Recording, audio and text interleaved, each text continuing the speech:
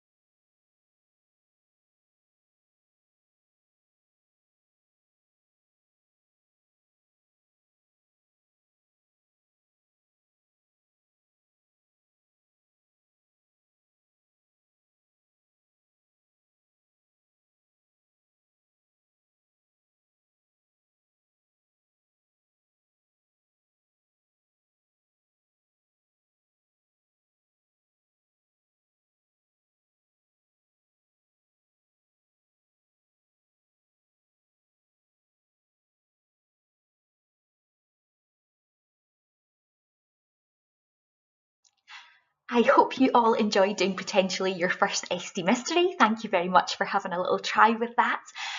The reason we pop that in within this training session is hopefully it's giving you the opportunity to see some of the kind of key mathematical practices that we're wanting to instill, how it promoted that collaborative working and that discussion, and thinking about their estimation skills, and then thinking about their number calculation skills, and they had to stay motivated, engaged, because you don't know what the next clue is going to be. So that kind of just brings us on to the kind of culture and ethos that we're really wanting to promote in our classrooms. We want to nurture a culture of positivity and enjoyment around numeracy and mathematics, where our learners are excited and motivated to want to kind of undertake challenges and stay engaged in different types of open-ended tasks. Also, within our numeracy and mathematics culture, we really want to promote that creativity, where our learners are not just seeing mathematics and numeracy as a set of rules and procedures that need to be learned, that they're seeing that kind of open-endedness to different strategies, and we can let that creativity flourish. So these are some of the kind of really key main messages that we're really wanting to promote. Thanks, Erin. From the National Guidance, Realising Ambition, the learning environment in P1 and P1 composite classes should not look or feel starkly different from children's ALC experiences. We need to consider how numeracy and mathematical thinking is woven within the fabric of all conversations, interactions and experiences. To support planning for effective learning and ensure support and challenge for learners working at early level, it is essential that observations and interpretations of actions, emotions, and words are actively sought and used responsively. In order to ensure appropriate context for learning numeracy and mathematics within early level, it is important that practitioners provide a blend of child-initiated and adult-directed learning experiences as a result of responsive and intentional planning. Within early level, emphasis should be placed on child-centered play pedagogy to ensure continuity in children's curriculum experiences, relevance of experience, and opportunities for children to be active leaders of their own learning.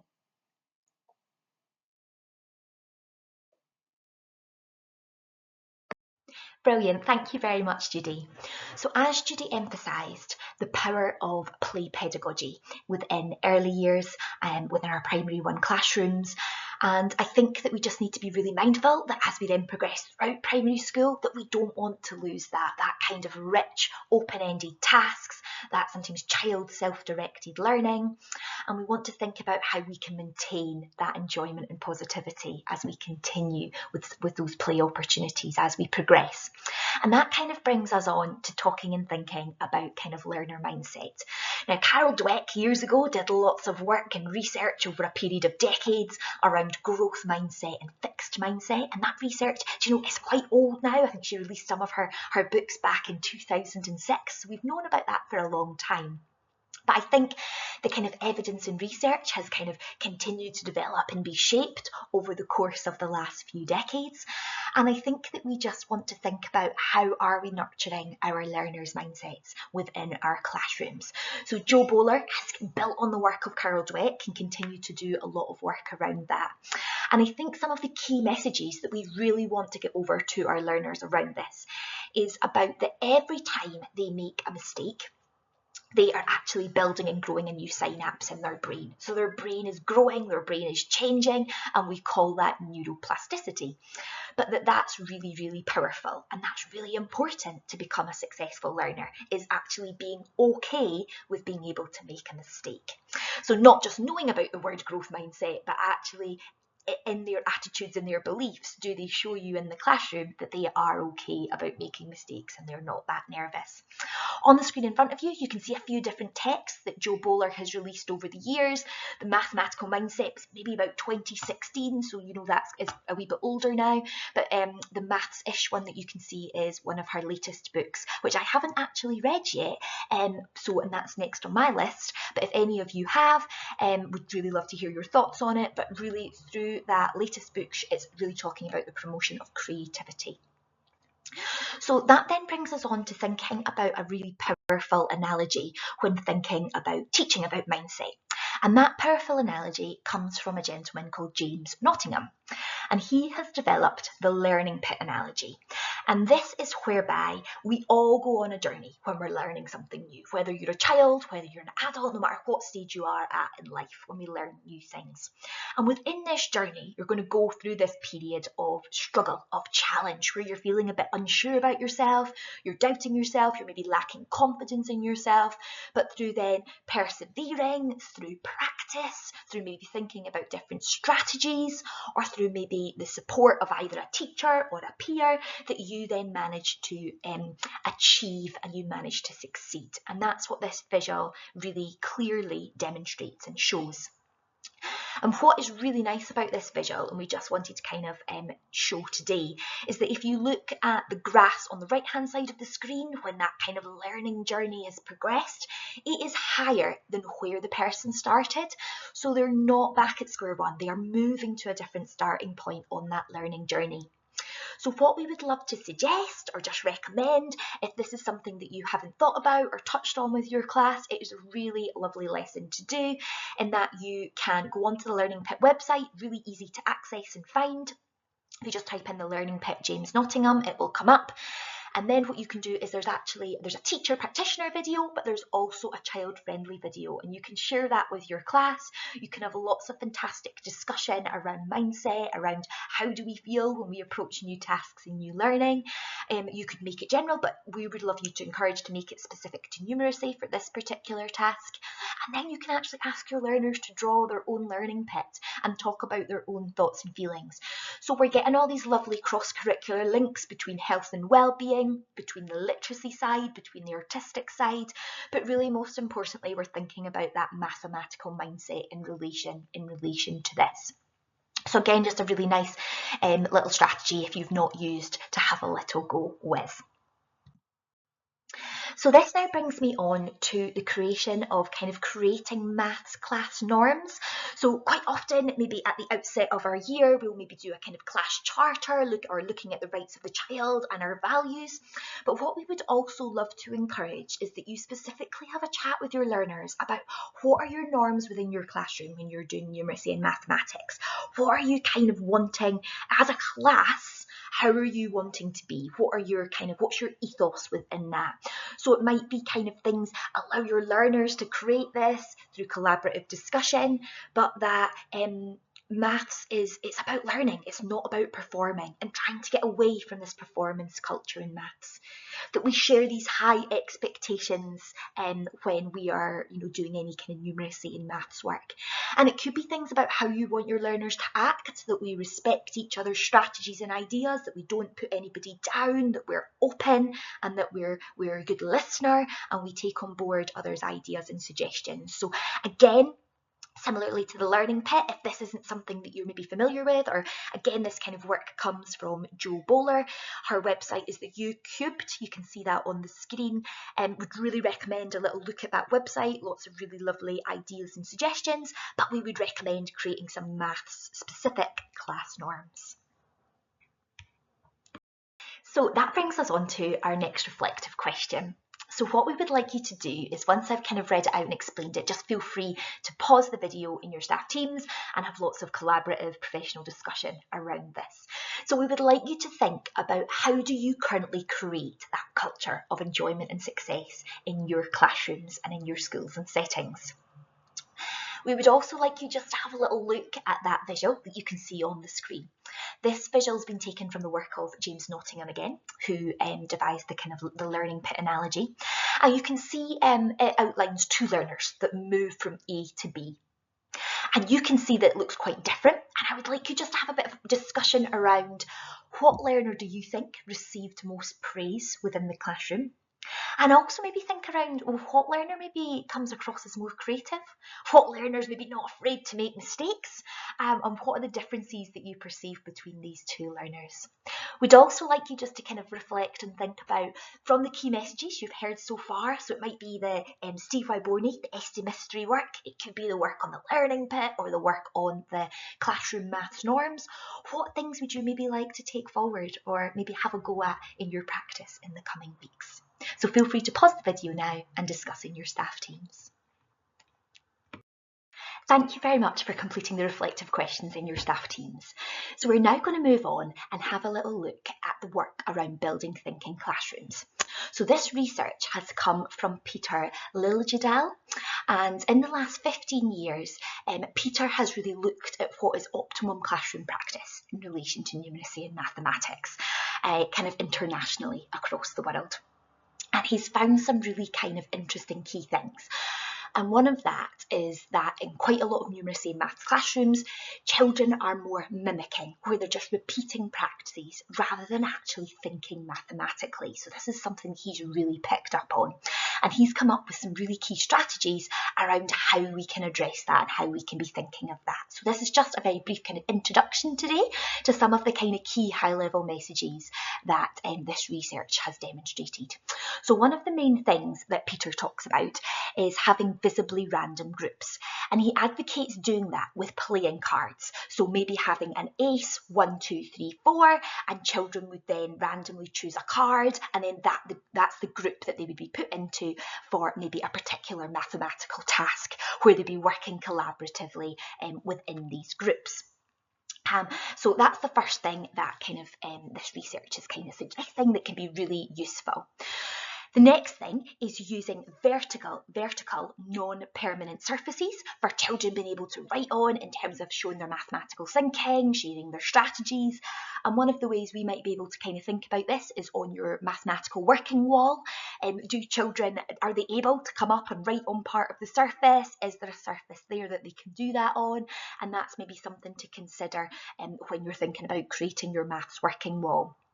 There's actually really interesting research that's come out that shows that when learners stand, they actually do more mathematical thinking when they're working in these groups than when they're sitting. So that's something, again, just to kind of have a wee thought over, ponder over within your staff teams. What do you think about that? I realise that will be really difficult and definitely not feasible in some classroom spaces, but just, again, something to think about. If you're interested in learning a little bit more about building thinking classrooms, or that's something that you're maybe thinking about collectively as a school, there's a really interesting podcast that's been created called Think, Thank, Thunk. This is available on Apple and also on Spotify, and it kind of each bit of the podcast dissects a different chapter and gives you some of the kind of key high-level messages from within building thinking classrooms. One of the other key main things this research advocates for is having a very open-ended, rich kind of problem-solving task to start your maths lessons. And within that, again, using these kind of randomised groups, using some of your vertical surfaces, but again, just through having that problem-solving task, it really allows the learners to share that mathematical thinking. And we'll pick up on that in our next professional learning workshop, which is around effective numeracy and maths learning. So we're going to move on now, but yeah, just to give you a bit of an introduction and a bit of an overview to building thinking classrooms. We're now moving on to explore mathematical talk and vocabulary. So we know that this is a really powerful tool for allowing learners to share their mathematical thinking, to explore their strategies, and to also build that rich vocabulary that we know is really crucial and really important. Just a reminder that in our progression pathways, we've got that mathematical vocabulary strand that we want to be really looking at, really unpicking some of those words with our learners, and then sharing them within our classrooms, whether it be on our maths working wall, but making sure that we're explicitly teaching them. And I think something that's really important just to be mindful of as we're doing that is some words that we use in mathematics have two meanings. So take, for example, the word row. We know that we can row as in row a boat, but a row is also found in an array. And it's really important that that could be confusing for learners and that we spend the time just unpicking that some mathematical words have two meanings. So that brings us on to this really nice visual about the power of talk. So as you can see, the effect size of dialogue is quite a bit higher than that of fact-finding or trying out or that of direct instruction. And what you can really see from this visual is that it's allowing learners to take that surface knowledge that they have, and then through mathematical talks, through dialogue, it's allowing them to develop that deep and rich understanding. So it's allowing that depth of learning to occur. So I think that's something just really important for us to be aware of within our classrooms, and it allows us to kind of celebrate and showcase the power of mathematical talk. So this part of our professional training session is around number talks. So number talks can be a really effective approach to promote that mathematical talk, that mathematical dialogue that we've just been speaking about. So we could obviously spend a whole day going over the number talks training. Unfortunately, within this session, we don't have the time for that. So what this session is going to do is hopefully give you a lovely introduction to number talks and some of the kind of key high-level messages around it. So if you wanted to pick up and start having a go, hopefully after this training input today, you would have the confidence to be able to do that. On the screen in front of you, there is a link, and that link is for an introduction video by Sherry Parish, who has done an awful lot of research, years of research and work into number talks, and has actually produced some fantastic books that might be really worth a little look at within your schools and settings. So kind of coming on to some of the key features about number talks. It can be carried out either whole class, or you could do it with a group of learners. It's up to you. Probably we would recommend kind of more going for the whole class approach, but again, it will depend on your own establishment. And number talks shouldn't take up a whole numeracy and maths lesson. Number talks will on average probably last anywhere from 5 to 15 minutes. As you're starting to get going with it, you might find it's taking a little bit longer, but once your class get up and running, you really want to just cap it to that kind of short, sharp amount of time. So it can act as a really pivotal vehicle for allowing learners to develop efficient, flexible, and accurate computational strategies. How it works is you would give learners a problem, and this could be a calculation, it could be a visual problem. There is lots of different examples online of different potential number talks that you can use. This book that's on the board is also peppered with lots of brilliant examples that you can give to your learners. But you would give them a problem, and then your learners are expected to solve it mentally. So you're actually not giving them whiteboards or whiteboard pens or anything like that for this. They've got to do it in their head using mental strategies. They then have the opportunity to then either share their strategies and defend their solutions as to how they managed to get that solution, or why they feel that strategy is the most efficient. So that's the kind of overarching kind of key features of a number talks. So one of the kind of key things with number talks are the hand signals, and I really like these because it's really promoting that mathematical thinking time, and it's not then allowing learners just to stop thinking when they see or think that other people have an answer. It's really encouraging everybody to keep thinking. So it's using the hand. So if learners have just a fist, that means that they're thinking, and they usually kind of just hold it at their chest. So everyone would start with, when you propose the problem, that everybody is thinking. And then when your learners feel that they have an answer that's accurate and that they're happy with, and they've got a strategy, they would give you a little thumb up. So very quickly looking around your learners, you can see, right, they've got a thumb up, they've got a strategy, and they think they've got an answer. Whereas maybe you can see that some people are still just at their fist, so they're still thinking and trying to work out what they want to do. But when people reach this stage, this is not where our learners stop thinking. That's not what we're wanting to encourage. We're wanting them to keep thinking. And then if they manage to come up with another strategy, they would then start to show you this. Okay, so that means that they have more than one strategy, and you would ask those learners to keep thinking until you feel you've given it enough thinking time that then you're ready to then move on. So at that point, once you've decided that everybody's ready, you can then take a few answers from different people and then ask those individuals if they would then like to share their strategy. And that's when we would want them to come up to the board or to the vertical non-permanent surface and try and show their thinking or their working or what they did if they want to work it, how they got their answer to their calculation. If If other learners then round the room, as you're hearing that strategy, agree with that, it's then that little symbol with your thumb and your little finger. And that's then quite interesting just to very quickly be able to see who else went down that road. And there was maybe one or two learners that actually didn't agree with any. Well, so what strategy did then they come up with? So then it's really allowing learners to defend and justify their strategy. And it's also really giving them those opportunities to collectively reason and to really kind of show that thinking.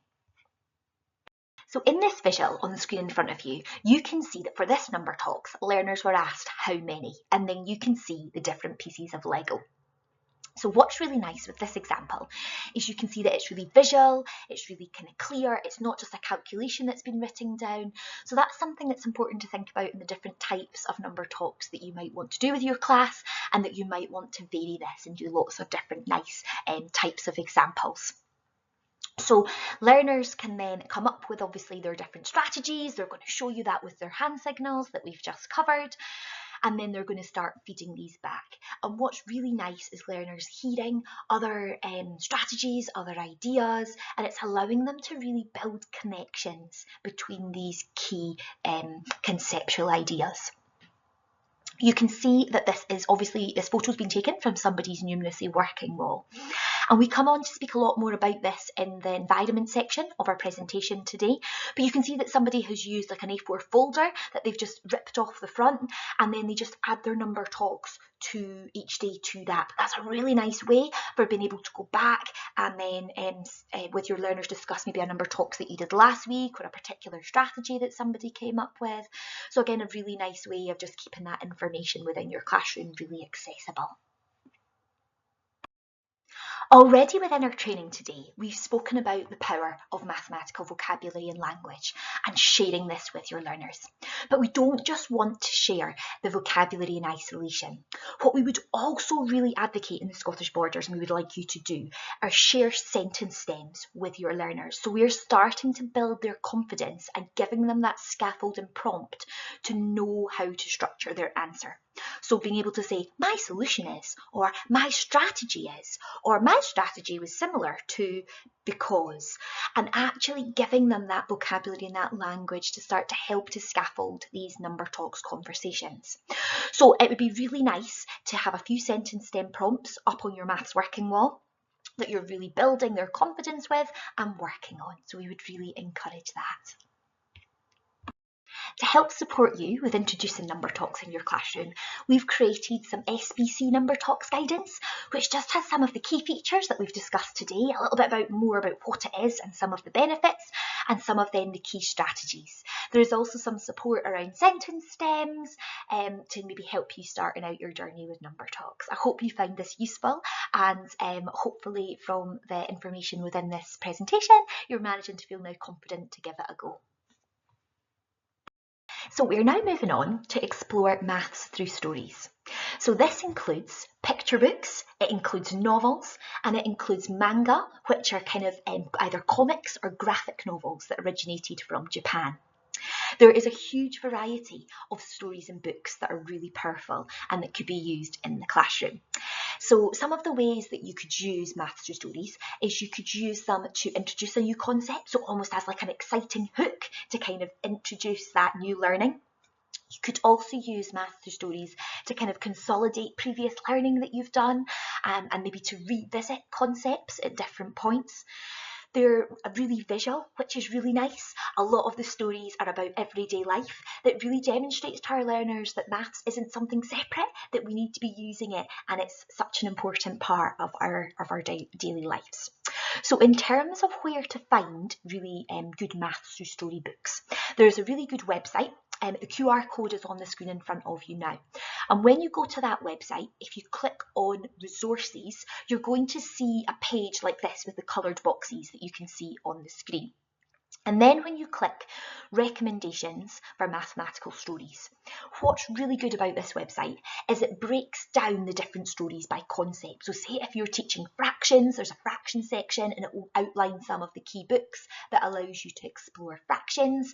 If you're teaching division, again, you can see like the one, the bean 13, where there's going to be a little bean left over, that little remainder bean and what they do with that. So again, there's really nice text there to explore with your learners. And I think something we just really want to share today is this is not something just for us to use within our early years classrooms or even our first level classrooms, but there's lots of nice recommendations there to also use with our second level learners. So whether that be novels, whether that be other really nice kind of texts that are covering kind of more second level concepts, whether that be about the different properties of a circle, whether that be about different properties of fractions. So again, this can just be a really nice hook to make learning slightly more fun, more exciting, and just again get that lovely link with literacy as well. We're bringing through that vocabulary as we're thinking about those maths stories.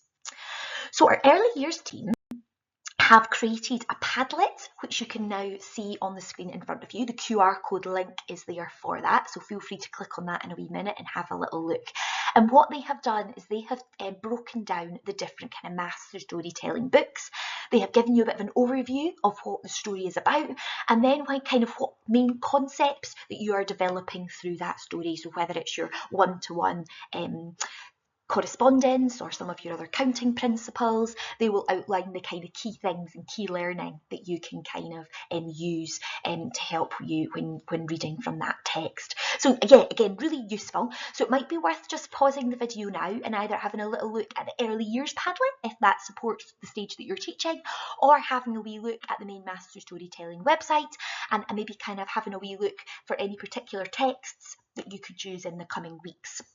Now, it might be that your school doesn't really have the funding to be able to purchase some of these picture books, but what we would recommend, quite a lot of the stories are on YouTube with maybe like a read aloud. So again, that's maybe a really good place to look. If you find a story that you like, that's definitely worth seeing is if has there been a recording on YouTube. So I hope you find the Master Stories useful and enjoy exploring the content now.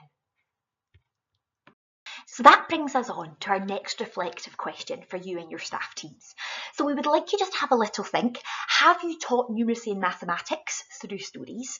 And if so, what types of stories did you use? And what numeracy or mathematics concepts did they support? So if you could pause the video now and have a little discussion within your staff teams. And if there's any ones that you think are particularly strong or powerful, please share those with your colleagues. Thank you. That brings us on to the next section of our professional training today, and that is around how are we creating a numeracy-rich environment. So I'm going to pass you over now to Judy Abram, who's going to share about how you can create that within an early years setting in Primary 1 classroom, and then I'm going to take us on to explore that within the rest of the primary setting. So thank you, over to you, Judy. Thanks, Erin. In early level, rich, carefully considered indoor learning spaces can offer learners practical opportunities to develop math concept. The choice of experience and offer should reflect an environment of open-ended possibilities where children feel motivated to explore and investigate through play, as these images illustrate. Open-ended resources offer the potential for child-initiated and adult-initiated learning experiences. Spaces should be planned to provide a balance for learners to play, explore, investigate, and question. Opportunities within this space should enable learners to make sense of math and number in the world around them.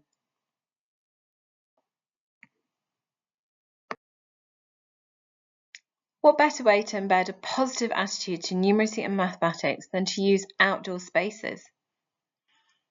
These images illustrate open-ended possibilities for exploring and investigating number, sorting, direction, and measurements.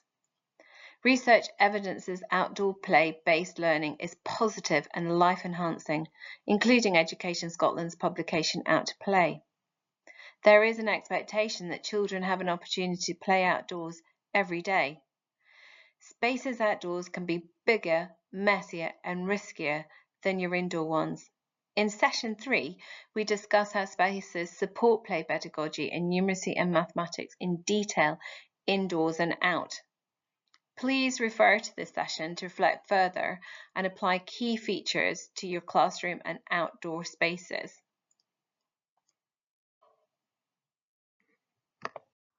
Brilliant, thank you very much, Judy.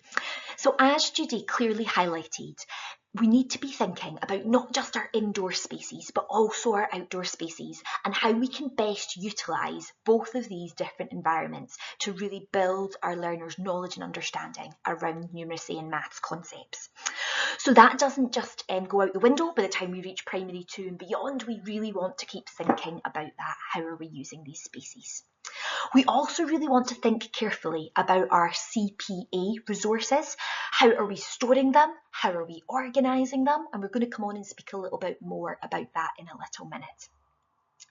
We also want to be thinking really carefully about the learner tools and what do they need for particular mathematical tasks.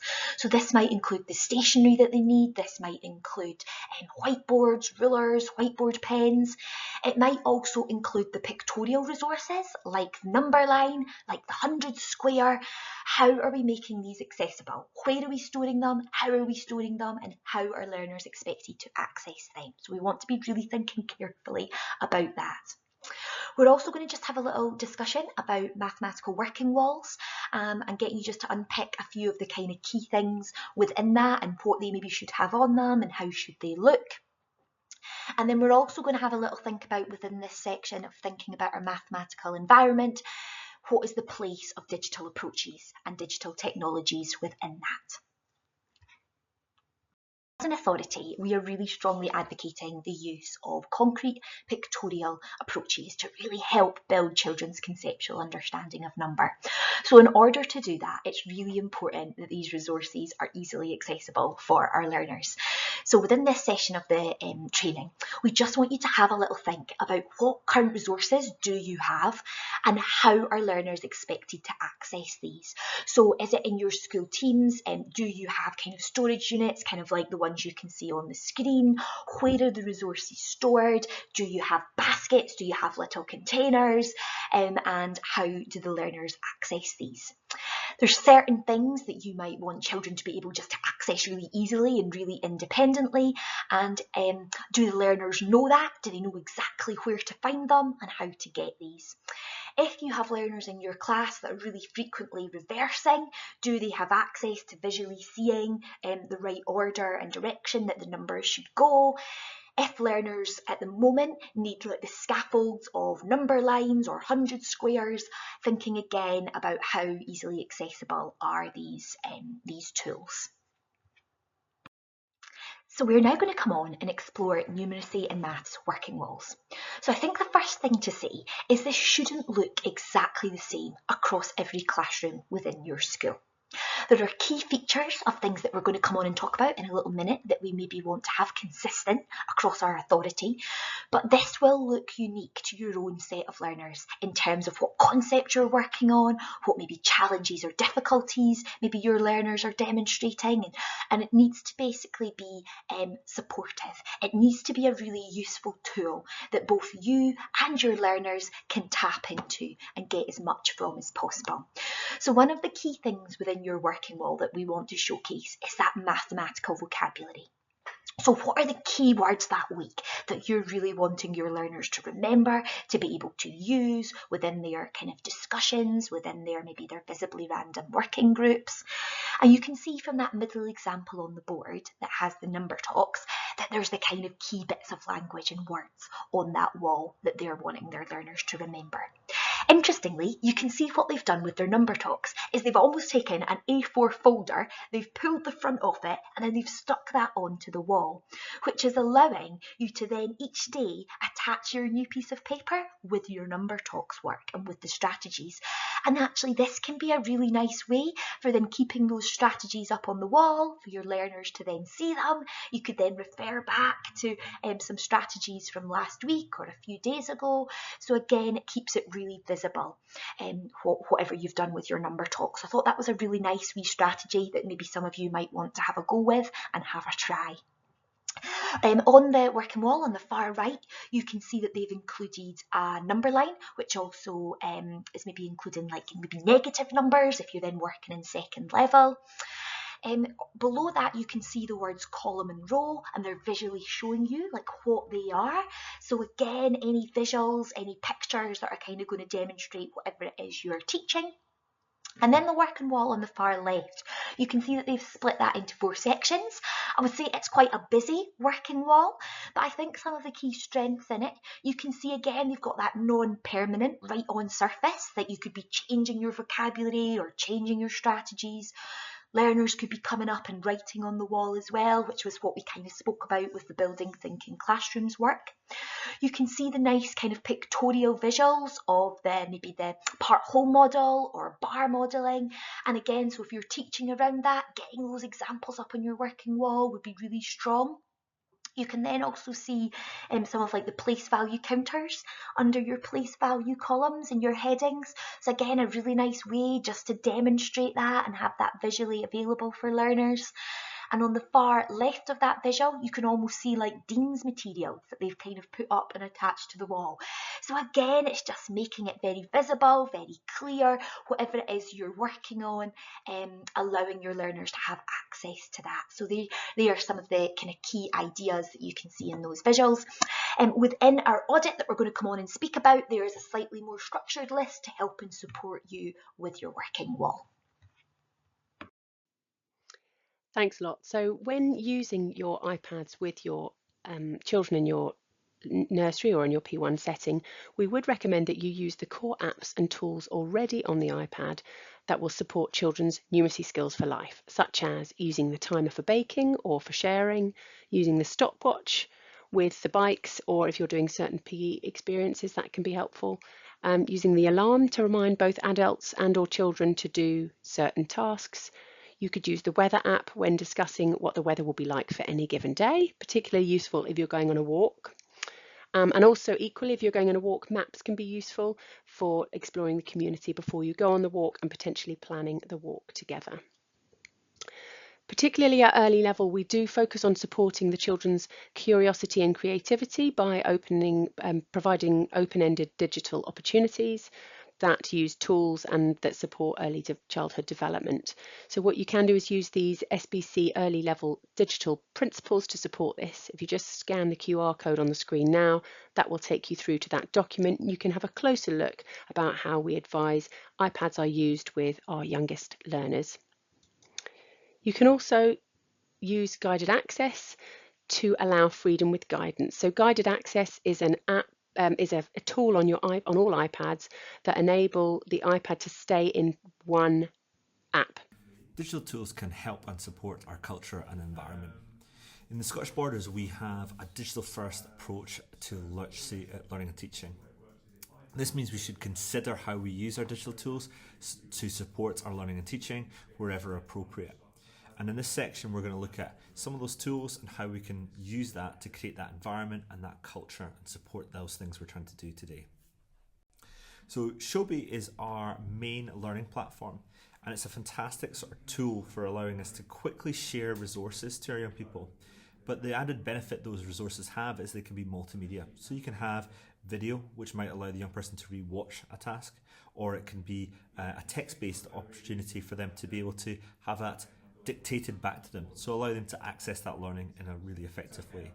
And it also allows us to create an environment where parents can see what those young people are doing at home and actually participate and support them in their learning.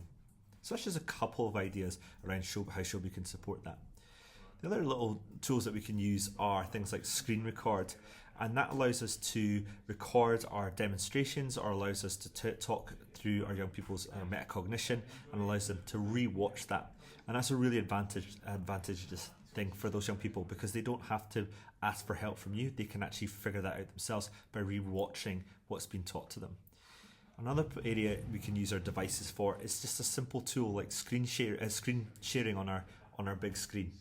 If we take photos of some of the work that we've seen young people do, by screen sharing, it allows us to actually take those young people through those worked examples and share that learning together and makes it a collaborative approach to that learning. But we also have tools like MathSpot, which allows us to sort of share those manipulatives. So if a young person doesn't have access to a physical manipulative, you can use MathSpot to actually share those resources with those young people and makes it really accessible for them. The other advantage that digital tools allows us to do is to create that environment where it's that positive feedback, and that can be done through things like assessment tools such as Socrative And that allows that young person to get that positive reference that they've got the question correct, but also as teachers, it allows us to see quite quickly where there might be a misunderstanding or an error within the young person's learning. So those are just some of those tools that allow us to create that environment.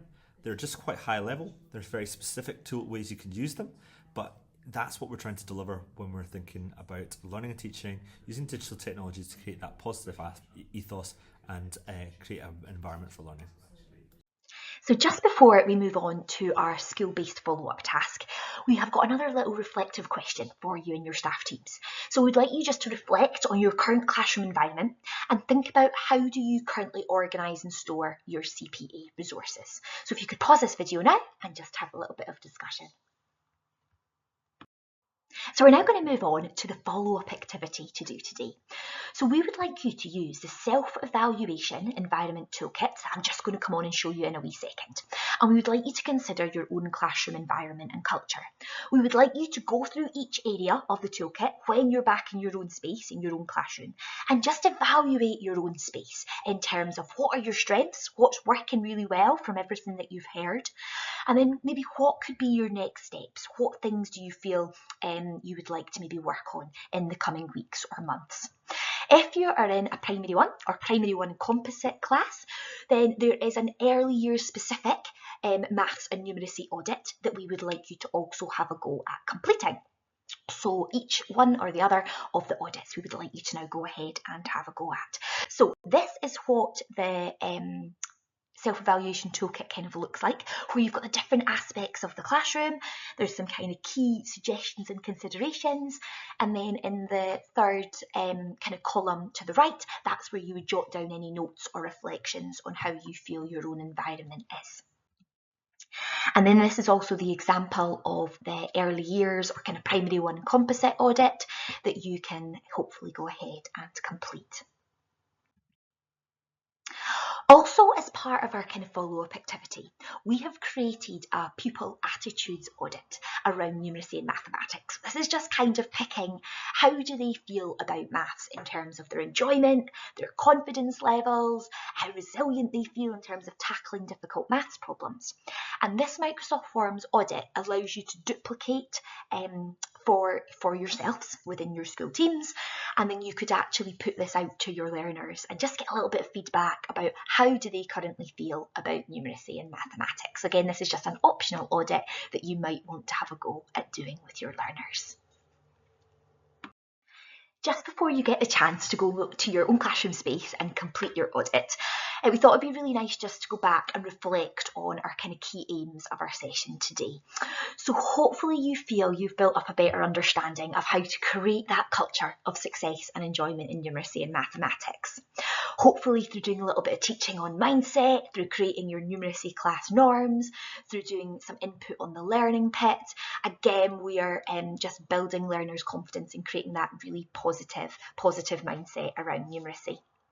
Hopefully, with our second aim today, you've built up your understanding of how to create and promote that numeracy-rich environment in relation to both your indoor spaces and your outdoor spaces, and how we really want to nurture that creativity, that play, allowing our learners to question, to investigate, to explore some of those key things that Judy was sharing with us during our session today. And I hope that you feel that you've developed a kind of deeper knowledge and understanding around number talks and some of the kind of key strategies to start bringing that into your practice if you choose to do so, about the maths through storytelling, about where to access those stories and where to access the different types of books that work for different concepts, and then also an introduction today to the work on building thinking classrooms. Thank you very much for your time.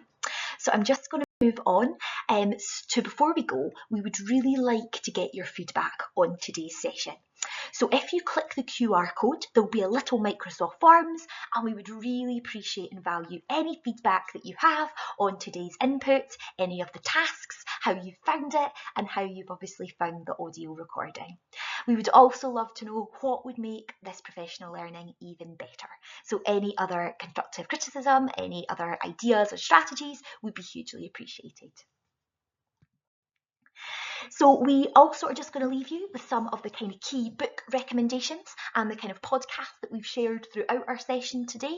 Hopefully you've maybe found some of these, you've maybe come across some of these already, or you would like to go away off the back of today and explore a little bit more. If you would like any further information on these, please don't hesitate to email myself or get in touch with me. That's absolutely no problem at all. So just to say a huge thank you on behalf of the curriculum pedagogy team for your time today. I hope you've enjoyed it and found it informative. Good luck now going to your classroom spaces and completing your audit.